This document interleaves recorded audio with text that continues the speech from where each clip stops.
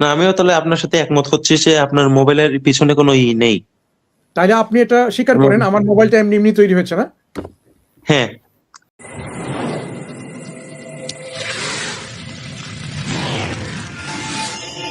সৃষ্টিকর্তার অস্তিত্ব বিষয়ে আলোচনা করতে চাইছিলাম আমি। হ্যাঁ, জি বলুন।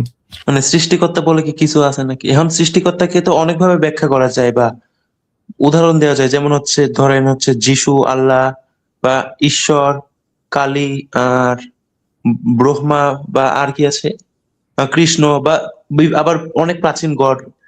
মানে আসলে কি সৃষ্টিকর্তা বলে কিছু আছে? মানে আমি সন্দিহান। জি আরিয়ান ভাই, আপনাকে প্রশ্ন করি তাহলে আমরা, যেটা হলো যে আপনি স্রষ্টা সম্পর্কে কি কি যুক্তি শুনেছেন এখন পর্যন্ত? স্রষ্টার অস্তিত্ব আছে এরকম একটা যুক্তি বলুন দেখি যে আপনি শুনেছেন। মানে মহাবিশ্বে এত জটিলতা, আবার আমাদের শরীরের এত জটিলতা, এটা দেখে মনে হয়েছে এটা কেউ করে দিয়েছে একটা শিল্প। হ্যাঁ, মানে এটা মাস্ট হ্যাভ এ ক্রিয়েটর, এরকম একটা বিষয়। তখনই আমাদের ধারণা আসে যে একজন সৃষ্টিকর্তা আছেন। হ্যাঁ আচ্ছা ঠিক আছে, আপনাকে ধরি, এবার ধরুন যে আপনি যে যুক্তিটা দিলেন, আপনি এই যে ধরুন যে অনেক সময় সুতো একসঙ্গে জটিল জটিল হয়ে যায়, মানে এলোপাথারি এমন ভাবে জোট পেকে যায়, এমনি এমনি হয়।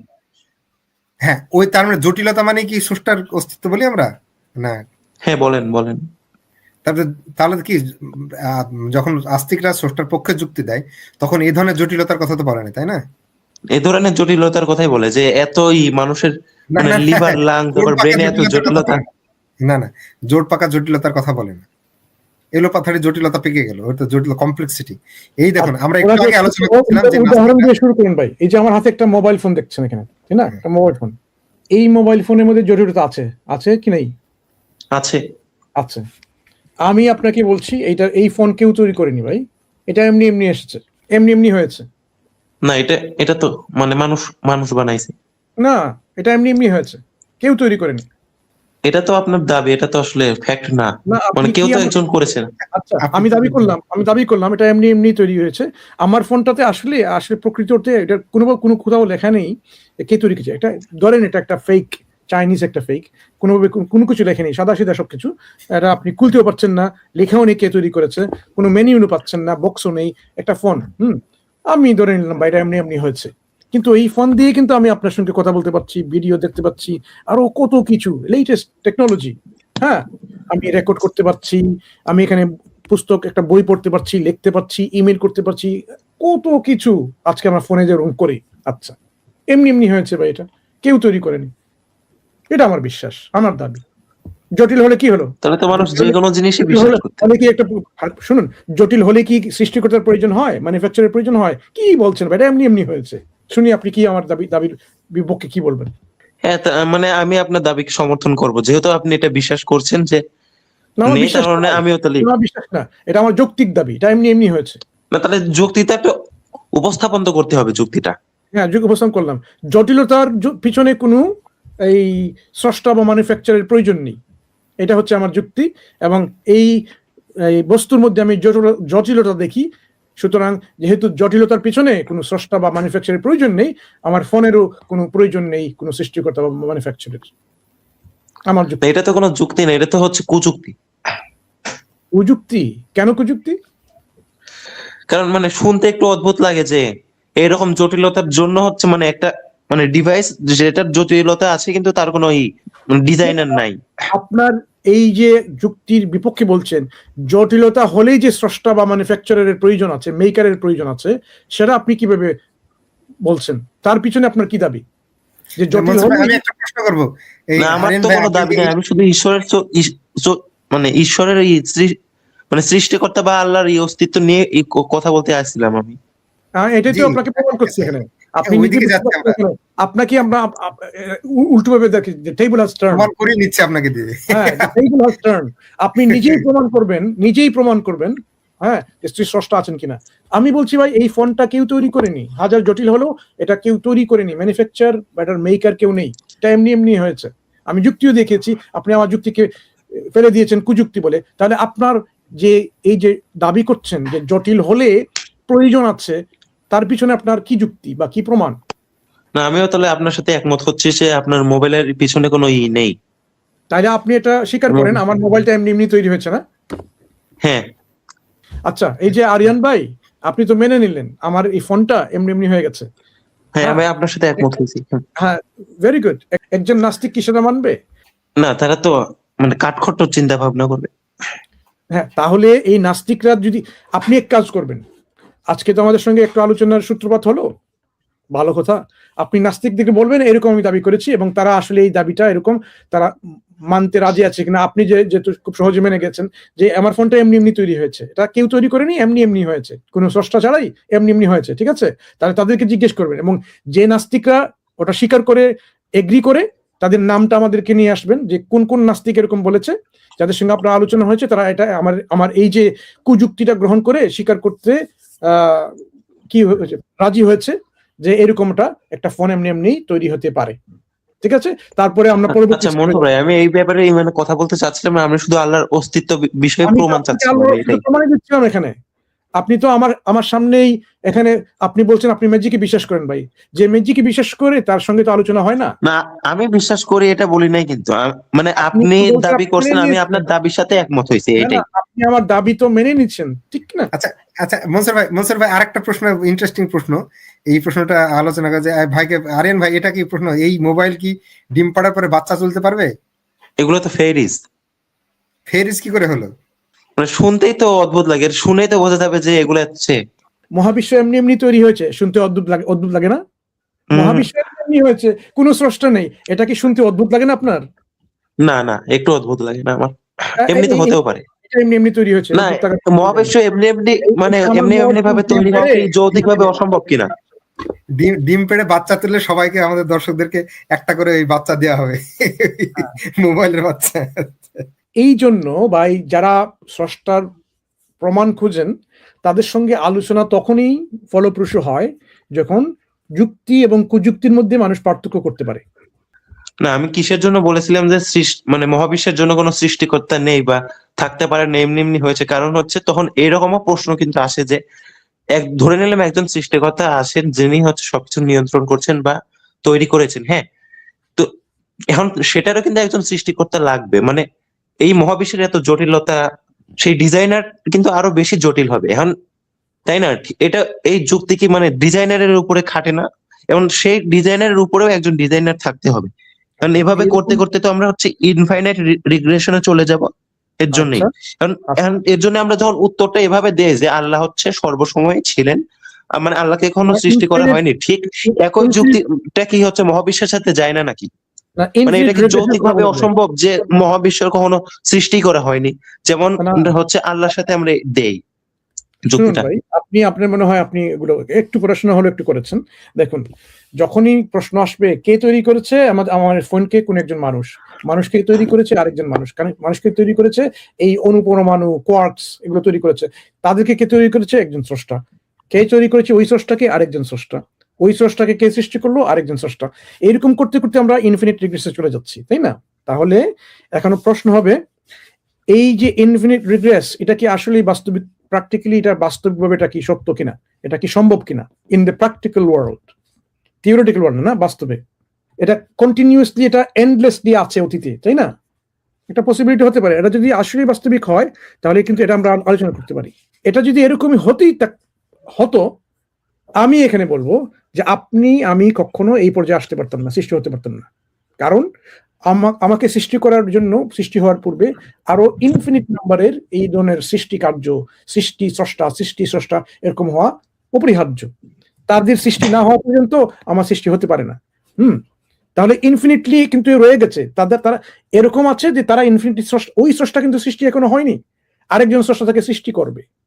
তখন আমার সৃষ্টি যেহেতু এখন হয়ে গেছে, তারা সেটা সম্ভব হলো কিভাবে? একটা উদাহরণ দিই। এই যে আমার হাতে একটা কলম আছে, এই কলমটা যদি সারোয়ার ভাইয়ের হাতে আমি দেবো, ওরা নেবেন, আমার এবং সারোয়ার ভাইয়ের মধ্যে যদি ইনফিনিট নাম্বার অফ মানুষ দেখেন, এই কলমটা ওনার হাতে কি কখনো যাবে? অসংখ্য অগণিত মানুষ যদি থাকে কখনো যাবে না। যেতে পারবে না? কেন পারবে না? আমার মনে হচ্ছে না। তাই কেন মনে হলে বিস্তারিত একটু চিন্তা করতে হবে যুক্তি দিয়ে, কেন পারবে না? আচ্ছা, বুঝেছি, শোনেন, আমি একটু বলি, শোনেন, মনে করেন এমন একটা সময় যাবে যখন হচ্ছে আর মানুষই খুঁজে পাবে না, বা হচ্ছে না না এই ইনফিনিট তখন হচ্ছে থেমে যাবে, না না না হাত না বদলটা তো তখন এখানে থেমে যাবে। হ্যাঁ ইনফিনিট রিগ্রেসের কথাই হচ্ছে এরকম যে এই পৃথিবীকে সৃষ্টি, এই বিশ্বজগৎকে সৃষ্টি করেছে একজন স্রষ্টা, তাকে সৃষ্টি করেছে আরেকজন স্রষ্টা, এরকম করেই চলতেই আছে অতীতে, তার কোনো শেষ নেই। যদি শেষ হয়ে থাকে তার অর্থ কি জানেন? যেখানে শেষ হয়েছে ওই যে স্রষ্টা, তার পূর্বে আর যে কেউ নেই, উনি হচ্ছেন স্রষ্টা, উনি হচ্ছেন গড। কিন্তু এটাকে এড়ানোর জন্য আমাদের নাস্তিক ভাই বোনেরা কি করেন, বলেন ইনফিনিট ডিগ্রিস চলতেই আছে, ঠিক আছে চলতেই দেন, আপনি চলতেই দেন। তাহলে আমার এই কলমটা যদি সারোয়ার ভাইয়ের হাতে যাবে, এর মধ্যে ইনফিনিট নাম্বার অফ যদি এরকম লুক থেকে থাকে, তাহলে দেখবেন ভাই 1 নম্বর লোকের হাত থেকে যাবে 2 নম্বর লোকে, 2 নম্বর লোকের হাত থেকে যাবে 3 নম্বর লোকের হাতে, এভাবে 3, 4, 1000, 1 মিলিয়ন, 1 বিলিয়ন, 1 ট্রিলিয়ন করতে করতে আপনি 8 বিলিয়নে যে থামবে। হ্যাঁ ধরুন ভাই, আপনি তো সংখ্যা শেষ করতে পারবেন না, কারণ এই সংখ্যা চলতেই আছে অবিরাম, কোনো শেষ নেই। তাহলে যেহেতু এই অবিরাম শেষ নেই সংখ্যা আপনি শেষ করতে পারবেন না, এই কলমটা এটা শেষ হয়ে সার্ভাবে হাতে কখনো যেতে পারবে না। এটা হচ্ছে ইনফিনিট রিগ্রেসের যে প্রবলেমটা, যার কারণে আমরা কেউই ইনফিনিট রিগ্রেসের এরকম বিশ্বাস করি না বাস্তবিক ওয়ার্ল্ডে। কিন্তু সমস্যা হচ্ছে জানেন কি নাস্তিকদের জন্য, আমাদের এই বিশ্বজগতে আমরা অলরেডি ক্রিয়েটেড, আমরা তৈরি হয়ে গেছি, আমাদের উপস্থিতি হয়ে গেছে এখানে, আমরা এসে গেছি, কলমটা তৈরি হয়ে গেছে, কলমটা ওনার হাতে চলে গেছে। যদি ওনার হাতে কলমটা চলে যায়, জানবেন আপনি কি বলবেন, যে আমার এবং সারোয়ার ভাইয়ের মধ্যে অগণিত অসংখ্য মানুষ ছিল না, ফাইনাইট সীমিত সংখ্যক মানুষ ছিল, যার কারণে এই কলমটা ওনার হাতে চলে গেছে। অগণিত অসংখ্য হলে কখনো যেত না, যখন চলে যাবে ওনার হাতে এটা প্রমাণ হবে যে আমাদের মধ্যে সীমিত সংখ্যক মানুষ ছিল, সীমিত একটা সংখ্যা, 1 বিলিয়ন 1 ট্রিলিয়ন হলেও একটা সীমিত সংখ্যা।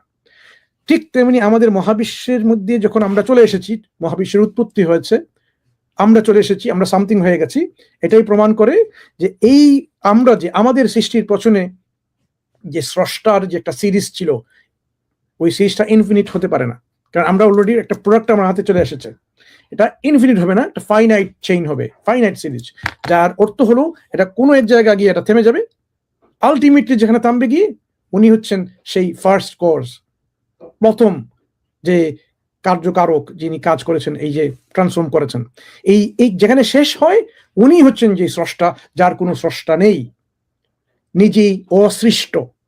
কারণ তার যদি আবার সৃষ্টি হয় তাহলে এই চেনটা আবার চলমান থাকে, কিন্তু আমাদের এখানে যেহেতু আমরা উপস্থিত আছি, এই চেনটা তো সীমিত হয়ে গেছে অলরেডি। এই সীমিত চেনের মধ্যে যখনই আমরা পাবো ওই শেষের দিকে যিনি আছেন, ইনি হচ্ছেন সেই পরম স্রষ্টা। বুঝতে পেরেছেন? এই জন্য নাস্তিকরা কখনো এই ধরনের যুক্তি দিতে পারবে না যে এখানে স্রষ্টা নেই। আমরা বিভিন্ন ধরনের আর্গুমেন্ট যুক্তি দিয়ে প্রমাণ করে দেখাতে পারবো যে অবশ্যই একজন স্রষ্টা আছেন। কিভাবে? আমাদের সৃষ্টির মাধ্যমে আমরা সেটা প্রমাণ করতে পারি। আমি ভাই আপনাকে কোনো কোরআনের কোনো আয়াত দিয়েছি, বাইবেল থেকে কোনো উদ্ধৃতি দিয়েছি, ভগবত গীতার কোনো কিছু ত্রিপিটক কিছু পড়িয়েছি না, বেদ থেকে গীতা থেকে কোনো কিছু পড়িনি। এগুলো হচ্ছে আমাদের একটা উপকরণ, আল্লাহ আমাদের স্রষ্টা আমাদেরকে দিয়েছেন, আমাদের আক্কেল, ইন্টেলেক্ট, এই যে বুদ্ধিমত্তা, এর মাধ্যমে আমরা। আচ্ছা ভাই শোনেন, হ্যাঁ মানে আমি আমার এই সমস্যাগুলো একটু খুলে বলি। হ্যাঁ মানে সৃষ্টিকর্তা সম্পর্কে আমি একটু ঠান্ডা মাথায় বলি, শোনেন। মানে রিচার্ড ডকিন্সের হচ্ছে গড ডিলিউশন বইয়ের শুরুর দিকেই কিন্তু এটা লেখা আছে যে একজন আস্তিক বা ধার্মিক, হ্যাঁ, তিনি এই বিশ্ব জগৎকে দেখে যেমন হচ্ছে সৃষ্টিকর্তা বা তার ঈশ্বরকে অনুভব করে, একজন নাস্তিকের মনেও কিন্তু সেই একই অনুভূতিটা আসতে পারে। হ্যাঁ, আবার আমরা যে এত দেখি যে এই মানে বিশ্ব প্রকৃতি হচ্ছে জটিলতা, আবার মানুষের দেহের এত জটিলতা, ডিএনএ, ব্রেন, লিভার, লাংস, হ্যাঁ, এগুলো দেখে মনে হয়েছে একজন ডিজাইনার আছে, কারণ এগুলো হচ্ছে জটিল। যেমন আমরা শিল্প দেখে শিল্পীকে হচ্ছে কল্পনা করি, ঠিক, কিন্তু এই যে এত কিছুর ঊর্ধ্বে যে একজন সৃষ্টিকর্তা আছে এগুলো আমরা মানলাম, ঠিক একই যুক্তি কিন্তু সৃষ্টিকর্তার উপরেও যায় যে সৃষ্টিকর্তা অবশ্যই হচ্ছে এর থেকেও আরো বেশি জটিল হবে। এটা কিন্তু নাস্তিকদের মানে মনের মধ্যেও আসে যে আল্লাহকে কে সৃষ্টি করলো বলেন, এগুলো আসে না? মানে মুসলিমদের কাছ থেকে প্রশ্ন, এগুলো কিন্তু মুসলিমরা প্রশ্ন করে যে আল্লাহকে কে সৃষ্টি করলো। মানে এত কিছু জটিলতার মাঝে যে মানে সৃষ্টিকর্তা কিন্তু আরো বেশি জটিল হবে। এখন এই ব্যাপারে আপনি কি বলবেন? এখানে একটা কুযুক্তি হয়ে যাচ্ছে যে সৃষ্টিকর্তা আরো বেশি জটিল হবে। মুসা ভাই আগে বলে রাখা হচ্ছে ডকিন্স নিজেই যুক্তি বোঝে না, ওকে ওর কলিগরাই নাকি ইয়ে করেছে, মানে কলিগ না নাস্তিক এম্বারেসড ফিল করেছেন। ঠিক আছে, আমরা বলছি যে বইটা এটা একটা যৌক্তিক কোনো উপস্থাপনা নেই, এখানে শুধুমাত্র ইমোশনাল কিছু আর্গুমেন্ট আছে। বুঝছেন, ইমোশনাল আর্গুমেন্ট নিয়ে আমরা বেশি ভাবি না ভাই, আপনি ইমোশনালি নিজেকে আপনি মনে করতে পারেন আপনি বাংলাদেশের প্রাইম মিনিস্টার হয়ে গেছেন, এটা আপনার ইমোশনাল চিন্তাধারা অনেক সময় অনেক করে, অনেক লোক এরকম করে। ডকিন্স ও তো একটা নিজের মতো করে একটা কথা বলে দিল, কিন্তু ও তো আর্গুমেন্টটাকে পেশ করলো না। এই যে মনে হতে পারা সব মনে হতে পারে কি ভুল? মনে হলেই ঠিক না, মনে হলেই ভুল না। সেই কারণে যাই মনে হোক না কেন, হতে পারে সেটা সঠিক, হতে পারে সেটা বেঠিক। তার জন্য যুক্তি দিয়ে বিশ্লেষণ করে দেখতে হবে। যুক্তি দিয়ে বিশ্লেষণ করে যখন আমি একটা অপরিহার্য সত্তাতে পৌঁছে যাবো, সিদ্ধান্ত তার জটিলতা এমন ধরনের হবে বা সিম্পলিসিটি এমন ধরনের হবে যেটা আর ব্যাখ্যা দরকার হবে না, অপরিহার্য হয়ে যাবে। অপরিহার্য হয়ে গেলে তখন আমার আর সেটা কন্টিনজেন্ট হবে না বা শর্ত নিরপেক্ষ হবে, শর্ত সাপেক্ষ হবে না, শর্ত নিরপেক্ষ হয়ে যাবে। শর্ত নিরপেক্ষ হয়ে গেলে তখন ওটা নিজেকে ব্যাখ্যা করবে। নিজেকে ব্যাখ্যা করলে তার অবস্থার জন্য আর বাইরের কাউকে ব্যাখ্যা দরকার পড়বে না, সৃষ্টিকর্তার দরকার পড়বে না। ফলে তখন স্রষ্টার অস্তিত্ব, ওই স্রষ্টা যখন সময়ের ঊর্ধ্বে হয়ে যাবেন তখন তাকে আর সৃষ্টি করা লাগবে না। বুঝতে পেরেছেন? চেনটা যখন শেষ হয়ে যাবে না, একটা চেন যেতে যে সৃষ্টিকর্তা এক জায়গায় গিয়ে এমন সৃষ্টিকর্তা আসবেন যে সময়ের ঊর্ধ্বে হয়ে যাবেন, তিনি সমস্ত কিছুর ঊর্ধ্বে হয়ে যাবেন, সমস্ত রকম নির্ভরতার ঊর্ধ্বে হয়ে যাবেন, বাইরের কোনো জিনিসের উপর নির্ভর করবেন না, তিনি স্বয়ং সম্পন্ন হয়ে যাবেন, তারপরে কোনো কেউ থাকবে না, বড় থাকবে না। তখন তার আর সৃষ্টিকর্তার কোনো দরকার পড়বে না। তার কারণ সৃষ্টিকর্তার কথা কখন আসে? যখন হলো যে আপনি যে বললেন যে একটা ডিম পারতে পারে কিনা মোবাইলের প্রশ্নে বললেন, এটা অদ্ভুত শোনাচ্ছে এই কারণেই যে ওটা সচরাচর হয় না, ওর বৈশিষ্ট্য অনুসারে ওইটা যায় না। হ্যাঁ, ঠিক এমনি যে জিনিস সৃষ্টি হয়েছে আগে ছিল না, সৃষ্টি হয়েছে তার মানে ওটা তো এমনি হয়নি, ওটা একটা কারণ ছিল, সেই জন্য কারণের খোঁজ করি আমরা। কিন্তু যে জিনিসের সৃষ্টি হয়নি, যার সৃষ্টির দরকারই পড়ে না, তার আবার সৃষ্টিকর্তা থাকবেই করে। আমাদের যুক্তি বলে দিচ্ছে যে এমন একটা জায়গায় আমি পৌঁছে যাবো যার কোনো সৃষ্টি থাকবে না, সে নিজেকে ব্যাখ্যা করে। বুঝতে পেরেছেন? আচ্ছা ভাই শোনেন, এই একই দাবিটাকে কি মহাবিশ্বের সাথে ব্যবহার করা যায় না, যে মহাবিশ্ব সব সময় ছিল, এর কোনো সৃষ্টিকর্তা যায় না? দেখেন সরি ভাই, মহাবিশ্ব দেখেন, মহাবিশ্ব হয় সব সময় ছিল কোনো সৃষ্টিকর্তা ছাড়া, এটা লজিক্যাল বলতে পেরেছি। আমরা কিন্তু সবসময় এটা এন্টারটেইন করি যে এরকম কেউ বলে থাকেন যে সবসময় হয়তো মহাবিশ্বই ছিল, যে যেমনটা আল্লাহর ক্ষেত্রে বলেছে আল্লাহকে কেউ সৃষ্টি করেনি, আল্লাহ হচ্ছে সৃষ্ট না, আল্লাহ হচ্ছে স্রষ্টা। না আমি একটু বলে শোনেন, হ্যাঁ এই একই দাবিটা কি মহাবিশ্বের সাথেও যায় না? না, একই দাবি করা লজিক্যালি সম্ভব, দাবি করা সম্ভব লজিক্যালি, কিন্তু আসলে লজিক্যালি সেটা যুক্তিযুক্ত কিনা সেটা যাচাই বাছাই করবে, সেটা নির্ণয় করা যায়। যখনই এরকম প্রশ্ন আসে যে দেখুন, যে আজ আমি যদি এখন উপস্থিত হয়ে থাকি, আমার যদি অস্তিত্ব থেকে থাকে, তাহলে কি আসলে এরকম সবসময় অস্তিত্ব কিছু থাকতে হবে? হ্যাঁ, আমরা এটা যুক্তির মাধ্যমে বলি যে সবসময় কোনো একটা কিছু অস্তিত্বশীল থাকতে হবে। অস্তিত্বহীনতা এটা অযৌক্তিক। তাহলে অস্তিত্বশীল যে জিনিসটা থাকবে, হয় সেটা আমাদের এই মহাবিশ্ব একটা অপশন, বা এই মহাবিশ্বকে যিনি সৃষ্টি করেছেন তাকে সবসময় অস্তিত্ব থাকতে হবে, ঠিক কিনা? এখন যদি এটা মহাবিশ্ব যদি আমরা ধরে নেই, দেখেন মহাবিশ্বের মধ্যে আমরা কি বৈশিষ্ট্য দেখি? মহাবিশ্বের মধ্যে মহাবিশ্ব কি এই অনাদিকাল ধরে কি এরকম আছে যার মধ্যে এরকম সচেতনতা আছে, ইচ্ছা শক্তি আছে? কোনো কিছু নতুন হচ্ছে, সম্প্রসারিত হচ্ছে। শুনুন, এই যে বললাম মহাবিশ্বের যে রূপান্তর হচ্ছে, এই রূপান্তরের পেছনে বা রূপান্তরের জন্য কতগুলো গুণাগুণ বা গুণাবলীর প্রয়োজন আছে, কিছু রিকোয়ার্ড ক্যারেক্টারিস্টিক্স। এগুলো ছাড়া কিন্তু রূপান্তর হবে না। আমার এই কলমটা বিরিয়ানি কেন রান্না করতে পারবে না জানেন? বলেন তো কেন? কারণ এটার মধ্যে কোনো পটেনশিয়াল নাই বিরিয়ানি করার জন্য। হ্যাঁ, এটার মধ্যে কোনো না, সে নিজেই জানে না এক্সিস্ট করে কিনা, তার কোনো ইচ্ছা শক্তিও নেই ওখানে, তার মধ্যে কোনো এবিলিটিও নেই, কোনো জ্ঞানও নেই, কোনো কিছু নেই। এই জন্য যদি আমাদের মহাবিশ্ব ধরেন একটা বড় একটা কলম, এটি তো বস্তু, মেটেরিয়াল তো এরকম, তার মধ্যে কোনো ধরনের সচেতনতা নেই, চেতনা নেই। মহাবিশ্ব যদি এরকম একটা বড় কলম হয়ে থাকতো, বড় একটা বস্তু অনেক অনাদি কাল ধরে, সে কিন্তু কোনো কিছু করতে পারতো না, রূপান্তর করতে পারো না। আমার এই ছোট্ট কলমটা যেভাবে বিরিয়ানি রান্না করতে পারবে না, বড় একটা কলম তেমনি মহাবিশ্বের কোনো কিছু করতে পারবে না। এই জন্য এই যে মহাবিশ্বের যে অনাদিকাল ধরে থেকে থাকা এবং তার সম্প্রসারণ হওয়া, রূপান্তর হওয়া, এটা যুক্তিযুক্তভাবে এই পজিশনটা গ্রহণযোগ্য নয়, বরং অন্য একটা পজিশন আমরা আগে বলেছি যে এমন একজন স্রষ্টা বা রূপান্তরকারী যিনি স্বেচ্ছায় নিজের জ্ঞান এবং প্রজ্ঞা দিয়ে, যিনি নিজের ক্ষমতা দিয়ে, ইচ্ছা শক্তি দিয়ে যখন এই রূপান্তর করেন, সেটা যুক্তিযুক্ত এবং গ্রহণযোগ্য হয়। এই দুটো অপশনের মধ্যে এখানেই তফাৎ নাস্তিক এবং নাস্তিকতার মধ্যে, কে ক্রিটিক্যাল থিঙ্কিং করে এবং কে ক্রিটিক্যাল থিঙ্কিং করে না। আপনাদের এই যুক্তি এবং দাবিগুলো শুনে বুঝলাম যে একজন নেসেসারি বিং আছে, ধরে নিলাম, হ্যাঁ, কিন্তু এটা কি ইসলামের আল্লাহ হবে কিনা? আপনি ধরে নিয়েছেন যে ওটা কি আপনি নিজে কি আপনি এখন স্বেচ্ছায় সেটা গ্রহণ করেছেন কিনা। যুক্তির খাতিরে যদি ধরে নেন তাহলে আপনার সঙ্গে আমার আলোচনা এখানে আর যাচ্ছে না ভাই। আমরা যুক্তির খাতিরে মানুষের সঙ্গে তর্ক করি না, তর্কের খাতিরে তর্ক করবো এরকম না। এটা দাওয়াওয়াজের প্ল্যাটফর্মে এরকম তর্কের খাতিরে একজন ভাই এসেছিলেন, ফারাবি ভাই, আমি আপনাকে একটু বলি, আপনি হয়তো দেখেছেন, উনি এসেছিলেন এবং বলেন হ্যাঁ ধরে নিন আমি একজন এরকম, এবং আমার সেই যে স্রষ্টা উনি অতি নিষ্ঠুর, হ্যাঁ উনার নাম বাল্লা বা উনাকে বঙ্গু ধরনের। এরপর থেকে কিন্তু আমি উনাকে সরিয়ে দিই, কারণ উনি সত্যবাদী নন। যিনি বলেন হ্যাঁ আমি এরকম ধ্যান করে পেয়েছি, স্রষ্টা আমাকে বলেছে, আমি যখন প্রশ্ন এরকম ডিসঅনেস্টদের সাথে তো হচ্ছে এরকম ভাবে আলোচনা হয় না। ঠিক তেমনি কেউ যদি এরকম ধরে নেয় ভাই যুক্তির খাতিরে, এই আলোচনা ফলপ্রসূ হবে না। আপনাকে এই সিদ্ধান্তে পৌঁছতে হবে যে আমি আমার যুক্তি, বিবেক, বুদ্ধি, প্রজ্ঞা খাটিয়ে এই সিদ্ধান্তে উপনীত হলাম যে একজন স্রষ্টা আছেন। তারপরে আমরা এই স্রষ্টা আল্লাহ কিনা বা আল্লাহর মতো কিনা সেটা আমরা আলোচনা করতে পারি, তার আগে না। যে আরিয়ান ভাই যেটা হলো যে আরিয়ান ভাই এই অপরিহার্য সত্তাকে কোনো যুক্তি দিয়ে অস্বীকার করা যায় না। হ্যাঁ, জগৎকে নিয়ে এসে তারপরে তার সৃষ্টি কি হলো না হলো এভাবে অস্বীকার করা যায় না। এইসব প্রশ্ন, যেমন ধরেন আপনি আমার সঙ্গে কথা বলছেন, আপনি অস্তিত্বে আছেন কি নেই, আপনার বৈশিষ্ট্য কি, কবে কি খেয়েছেন, কবে জন্মগ্রহণ করেছেন, আদৌ জন্মগ্রহণ করেছেন কিনা, এই প্রশ্নগুলো অবান্তর। বুঝতে পেরেছেন? আপনার সঙ্গে কথা বলছি এটা প্রমাণ যে আপনি উপস্থিত। বুঝতে পেরেছেন? এর জন্য আমি বলতে পারি না যে আপনার কবে জন্ম হয়েছে, আপনি কখন রাগেন, কখন আপনি দয়া দেখান, আপনি রাগেন দয়া দেখান, এগুলোর মাধ্যমে আপনার চরিত্র দ্বৈত চরিত্র দেখা যায়, দুই রকম চরিত্র দেখা যায়। হ্যাঁ, আপনার কত বুদ্ধি, এইগুলো নিয়ে আপনার অস্তিত্বকে অস্বীকার করা যায় না। বুঝতে পেরেছেন?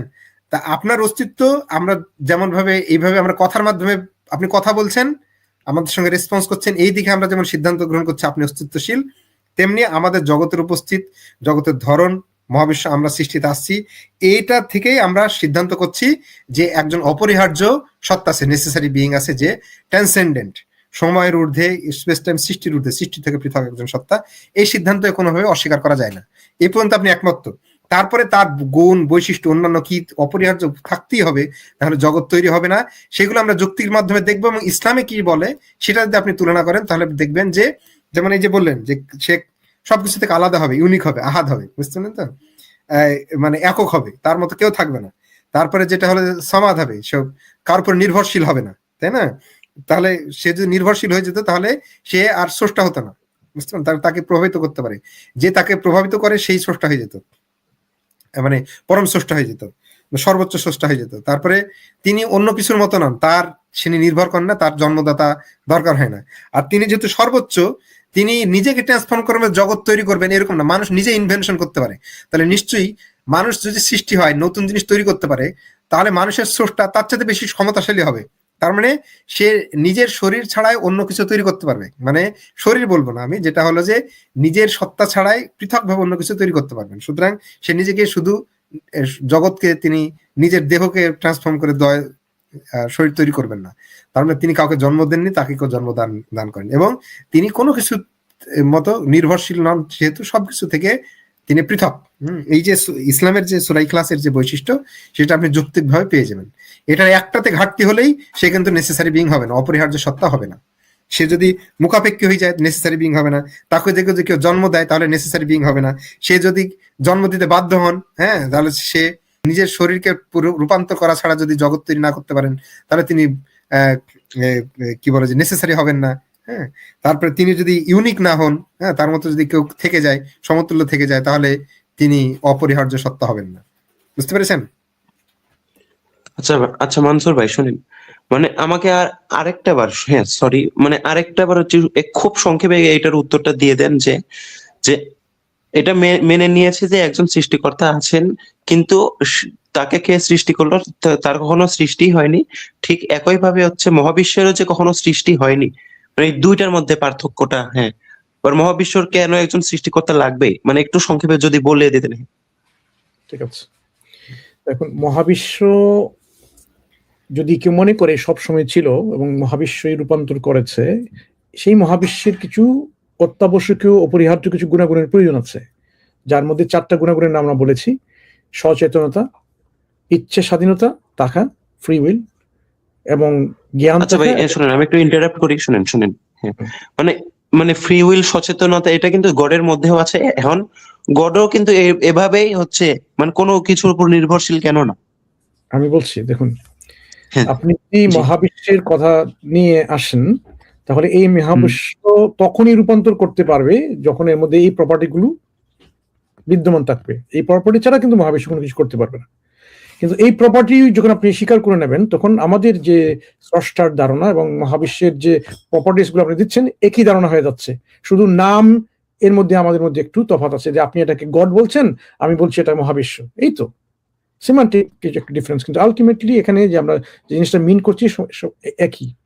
এই জন্য মহাবিশ্বের এই ধারণাকে বস্তুবাদী ধারণা যখনই মনে করা হবে, তখন কিন্তু এটা কোহেরেন্ট পজিশন হবে না। যখনই বস্তুবাদ থেকে সরে গিয়ে একটু সচেতন একটা সত্তার পরিচয় আপনি দিবেন, যে সত্তার সচেতনতা আছে, তার নিজের ইচ্ছা শক্তি আছে, নিজের ইচ্ছায় রূপান্তর করেছে, তার নিজের জ্ঞান এবং ক্ষমতা বলে, তখন এটা কিন্তু বস্তু থেকে দেখে না, তখন বস্তু থেকে এটা অন্য কিছু হয়ে যায়, এটা নন মেটেরিয়াল এন্টিটি হয়ে যায়। এই যে নন মেটেরিয়াল মেটাফিজিক্যাল এন্টিটি, এটাকে আমরা বলছি স্রষ্টা বা গড। হ্যাঁ, এই যে কনসেপ্ট, যিনি ম্যাটার বা মেটেরিয়াল জগতে এরকম সীমাবদ্ধ না। এখন আমাদের যে স্রষ্টার কনসেপ্ট আপনি জিজ্ঞেস করেন, আমাদের মানে আমাদের সেই স্রষ্টা কি কোনো হচ্ছে আল্লাহ না নাকি? আমাদের স্রষ্টার কনসেপ্টে উনি যেহেতু নেসেসারি বিইং, নন কন্টিনজেন্ট, তাহলে উনার স্রষ্টার কোনো প্রশ্নই আসে না, কারণ উনি হচ্ছেন সবকিছুর স্রষ্টা, যার কোনো নিজের স্রষ্টার প্রয়োজন নেই। যদি স্রষ্টার প্রয়োজন হতো তাহলে তো উনি স্রষ্টা হতেন না, তাহলে যে তাকে সৃষ্টি করেছে উনি হবেন স্রষ্টা। ওই স্রষ্টাকে যদি আপনি জিজ্ঞেস করেন কে সৃষ্টি করলো, তাহলে আবার সেই একই ইনফিনিট রিগ্রেসে চলে আসলাম। আলটিমেটলি আপনাকে এমন এক পর্যায়ে পৌঁছতে হবে যেখানে একজন স্রষ্টার ধারণা আপনার থাকবে, ওই স্রষ্টা নিজে হবেন অসৃষ্ট। এই জন্য যে কে স্রষ্টাকে সৃষ্টি করলো, এখানে কিন্তু 4টা মূলত অপশন আছে। কেউ সৃষ্টি করেনি, নিজ থেকে নিজে সৃষ্টি হয়েছেন, অন্য কেউ সৃষ্টি করেছে, এটা আড ইনফিনিটি যাচ্ছে, এবং অন্য কেউ সৃষ্টি করেছে, এটা কিন্তু আবার একটা গুণন, একটা সাইক্লিক্যাল একটা পর্যায়ে আছে।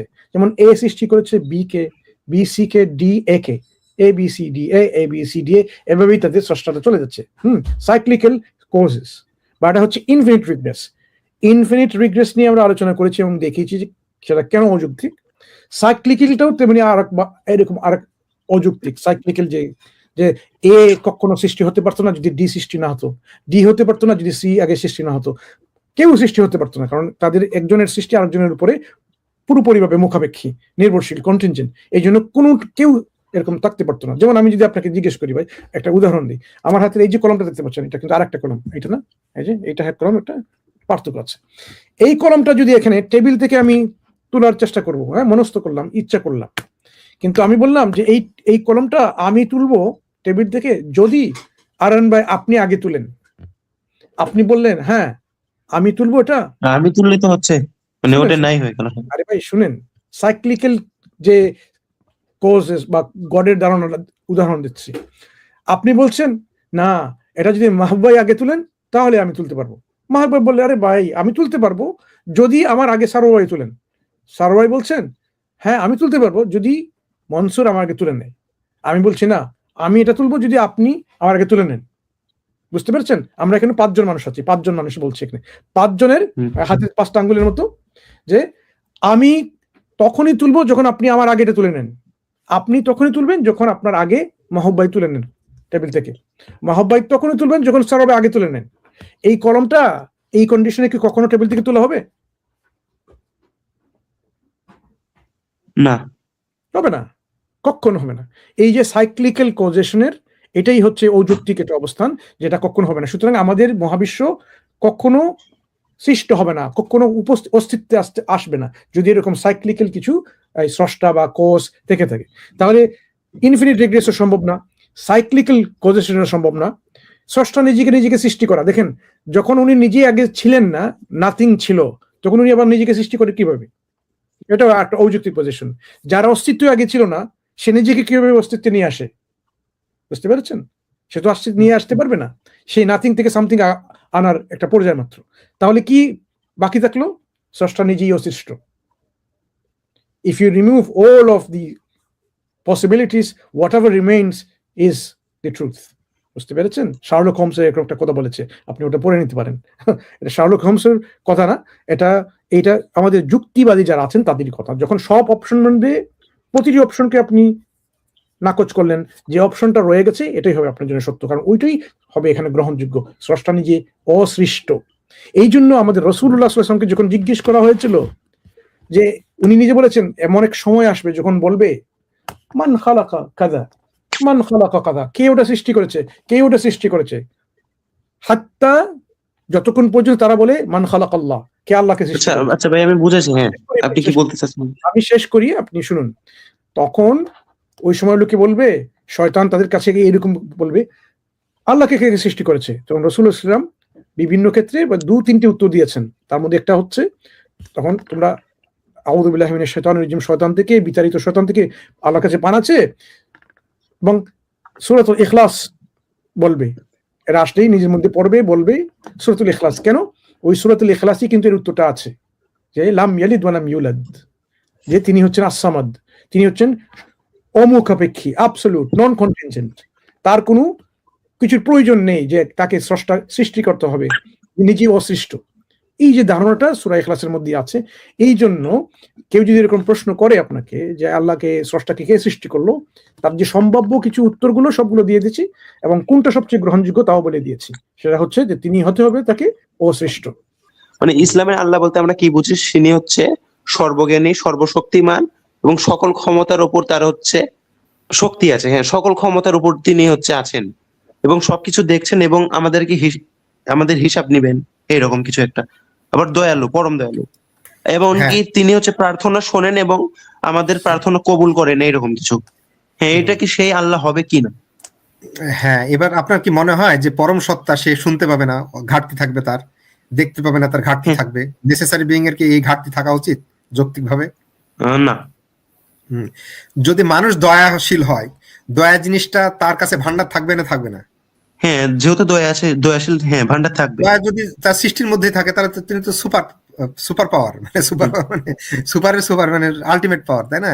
তো তার কাছে সমস্ত কিছুর ভান্ডার, মানুষ তার ম্যাজিকের মতো অন্য কোথা থেকে পেয়ে যাবে না, তাই না? সুতরাং তার অনেক গুণ আছে যেগুলো আমরা জেনে শেষ করতে পারবো না, কিন্তু মিনিমাম হচ্ছে যেগুলো মানুষ যেগুলো উন্নত মনে করে, মিনিমাম সেগুলো থাকবেই। বুঝতে পেরেছেন? তার কারণ তিনি নেসেসারি বিং, আর নেসেসারি বিং যদি সেই নেসেসারি বিং মানুষের সঙ্গে যেহেতু সম্পর্কিত, মানুষের স্রষ্টা রব, সুতরাং মানুষের মধ্যে যে উন্নত গুণ আছে, মানে মানুষের মতো না, আল্লাহর দয়া মানুষের মধ্যে, দয়ার মধ্যে পার্থক্য আছে।